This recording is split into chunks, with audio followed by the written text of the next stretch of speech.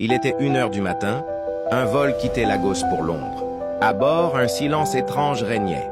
La plupart des passagers dormaient, sauf un jeune homme nommé Samuel. Il rentrait d'un séminaire chrétien, épuisé mais reconnaissant. Il pensait simplement dormir un peu avant d'atterrir. Mais ce voyage allait devenir une bataille spirituelle. Dans la dernière section de l'avion, 4 hommes portèrent le même pendentif noir. Depuis le décollage, ils ne parlaient presque pas. Leurs yeux fixaient un point invisible, leurs lèvres bougeaient sans bruit. L'un d'eux sortit discrètement une petite bouteille contenant un liquide sombre et murmura « Ce vol ne doit pas arriver à destination ». À ce moment précis, Samuel sentit un froid parcourir tout son corps. Quelque chose n'allait pas.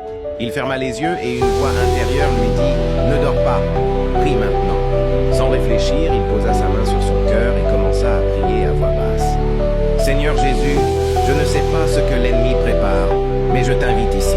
Que ton sang couvre chaque âme dans cet avion. » Quelques secondes plus tard, un vent invisible secoua violemment la cabine. Les 4 hommes sursautèrent, leurs pendentifs se brisèrent, et le liquide noir se renversa sur le sol, se transformant en une fumée épaisse que seuls voyaient.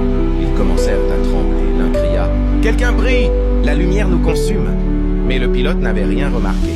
Les autres passagers continuaient à dormir paisiblement.